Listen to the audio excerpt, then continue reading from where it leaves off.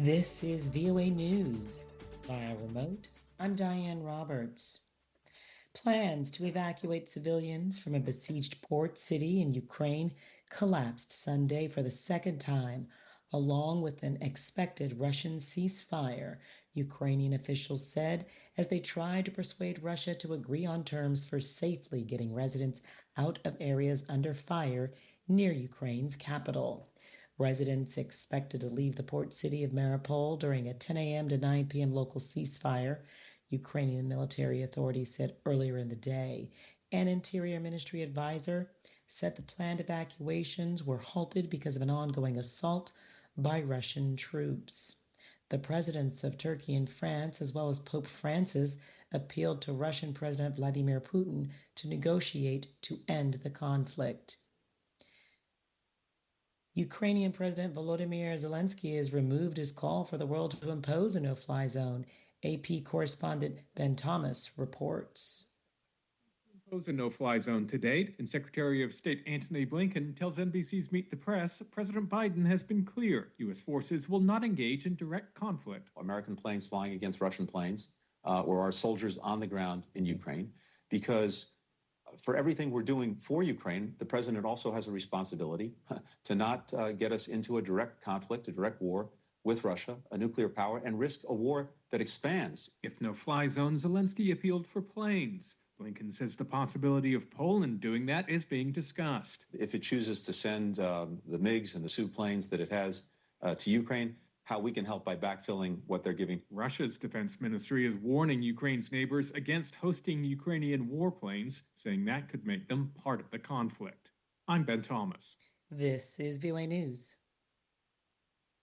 The official global death toll from COVID-19 is fast just shy of the 6 million mark. The milestone is the latest reminder of the unrelenting nature of the pandemic. Even as people are shedding masks, travel is resuming, and businesses are reopening around the globe. South Africa, in particular, has been hit hard, counting over 3.5 million infections and just over 99,500 deaths since the start of the outbreak. The death toll, compiled by Johns Hopkins University, is at 5,998,614 as of Sunday evening and is expected to pass the 6 million mark later in the evening. COVID-19 vaccinations in the European Union fell last week to their lowest level in more than a year, EU data show. As fears about the pandemic ebbed, governments relaxed restrictions and public attention shifted to the crisis in Ukraine. The pace of immunizations in the bloc began steadily falling since the start of the year amid a slowdown in infections. Some 72% of EU's population has had 2 doses by now, leaving tens of millions still unvaccinated.